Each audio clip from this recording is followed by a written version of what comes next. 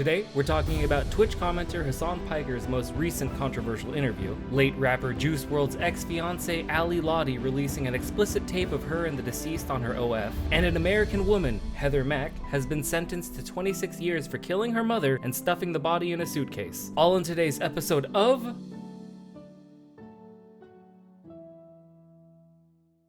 Hola, intro Nat! Welcome back to the Insight Hour. If you're new here, a huge hello and warm welcome. I'm Digi, your guide to the trauma we call the world around us. Now, we've got an amazing show lined up for you, so make sure you're subscribed so you never miss an update, and let's dive right into it. Political commentator Hasan Piker is facing controversy following his interview with Rashid, the Yemeni pirate. Critics are accusing Piker of platforming a terrorist, especially in light of the White House's decision to categorize the Houthi militants as a terrorist group.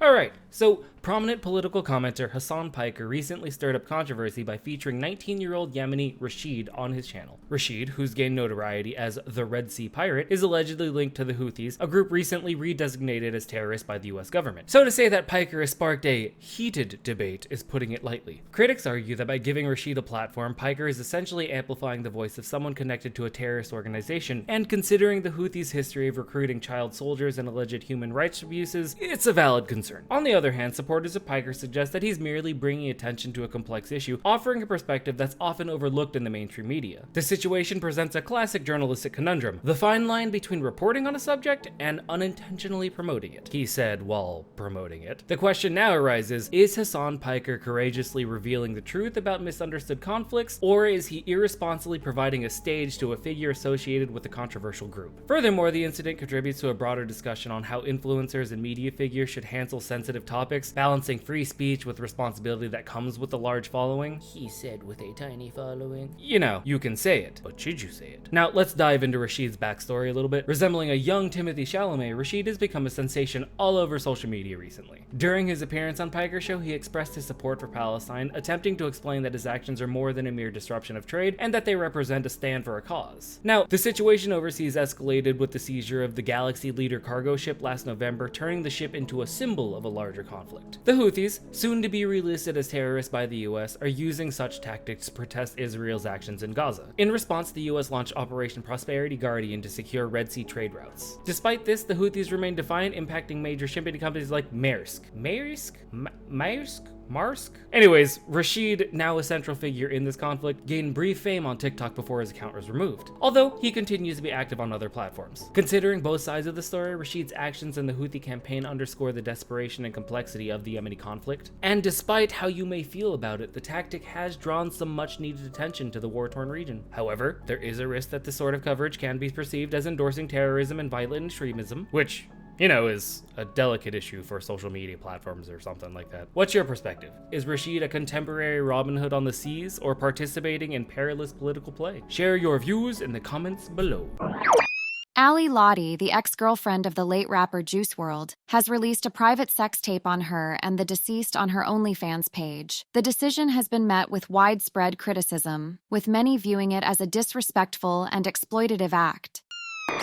Okay, so let's tread the controversial waters surrounding Ally Lotti, the former girlfriend of late rapper Juice WRLD. She's recently made headlines by releasing a sex tape on her OnlyFans featuring herself and the deceased rapper. Her justification? Well, she claims it's a preemptive strike against hackers, but I feel like some receipts are gonna go a long way with this one. From what I've seen and looked up about her, she may not be the first person you'd want to trust with your wallet. You know, history of jumping from rapper to rapper, drug to drug, and alcohol to alcohol, and I'm not saying that's bad or anything, I'm just saying there's a few red flags going on. Anyways, the move has sparked a whirlwind of reactions, especially among Juice WRLD's fans and former collaborators. Now, Lotti has decided that the best thing for her is to charge $29.99 to view the footage, a decision raising many an eyebrow, leading to accusation that she's exploiting Juice's legacy for personal gain. The late rapper's fans, including prominent figures like Florida rapper Denzel Curry, are voicing their disapprovals, labeling the act as insensitive and disrespectful, particularly in light of Juice WRLD's untimely passing back in 2019. addition, the situation opens up a fuckload of ethical and legal questions. From a moral standpoint, is Lotti's action a means of taking control of a vulnerable situation, or is it a blatant ripoff and disrespect of a man's memory? Leading us into another discussion about privacy, consent, and ethics of releasing content posthumously. Or post their life, post-death. It's a big word, I didn't know how to say it. But there's another critical angle to this saga, the legal implications. Bum, bum, bum, bum! By releasing the tape, Lotti potentially opens herself up to legal action. Depending on the circumstances of the recording and Juice WRLD's estate stance on the matter, this could lead to a major lawsuit. So the girl may need that $30. The key legal issues here revolve around consent and intellectual property rights. Did Juice WRLD consent to the recording and its release? I'm gonna say yes to the recording part, but the release? I mean, unless she was using a Ouija board, and I don't know if a Ouija board would hold up in court. Anyhow, does his estate have a say in how his image and likeness are used after his death? In many jurisdictions, full disclosure, I'm not a lawyer, just some jackass on the internet, the release of intimate content without explicit consent from all parties involved can lead to some serious legal consequences. Again, not a lawyer, but if Juice WRLD did not consent to the distribution of the tape, Lolly could face charges related to privacy violations or even posthumous defamation. Furthermore, Juice WRLD's estate might have grounds to sue her for the unauthorized use of image for commercial purposes. That's right, the money could bite her in the ass. But beyond the legal aspects, there is a broader societal conversation to be had, because the incident does reflect a growing trend where the boundaries of privacy and respect are increasingly blurred in the digital age, sort of raising the question of how we as a society value and protect dignity of individuals, especially after they've passed away. A question with heavy consequence in the age of deepfaking in movies and the revival of long passed on actors. Lotti's decision to sell the tape is seen by many as a clear case of capitalizing on a tragedy. It's not just about thwarting hackers, it's about profiting off somebody's legacy, or at least appears to be. If she's got receipts, change my mind. Because just saying, again, looking her up, like, this one's for the streets. Juice's fans and friends are rightfully upset, as this move isn't just in poor taste, it's kind of a direct insult to the man's memory. So,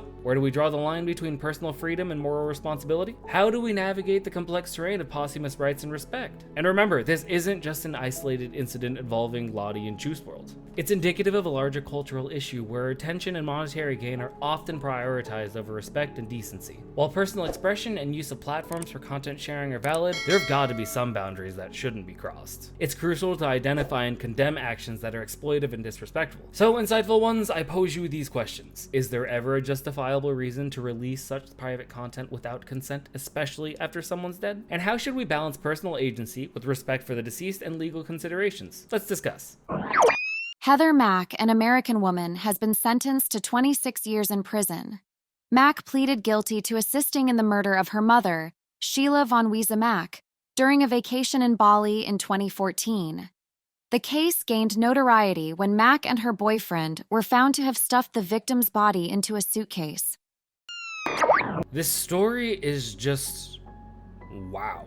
Heather Mack, 28 years old, is now facing 26 years behind bars for a crime that sounds like it's straight out of the mind of Stephen King. She and her boyfriend killed her own mother, then stuffed her body into a suitcase. It's the kind of thing you can't even make up, unless you're Stephen King. Anyways, Mack's attorney says she might serve around 20 years considering good behavior and time already served. But, let's be real, no amount of time can undo what's been done here. Her mother's siblings, understandably, are devastated. They wanted the maximum sentence, and who can blame them? This whole saga is a twisted tale of greed and betrayal. Prosecutors say Mack and her boyfriend did it for a $1.5 million trust fund and that they had planned the murder for months, and the details are just chilling. Mack held her mother down while her boyfriend bludgeoned her to death with a fruit bowl. Then, to move the body, they tried stuffing it into a suitcase and tried getting it into a taxi. Like I said, horror novel. And let's not forget, like, there's a little girl now caught in the middle of all this, Mack's daughter, who was just 6 years old when her mom was deported back to the US. And now she doesn't even want to speak to Mack, which,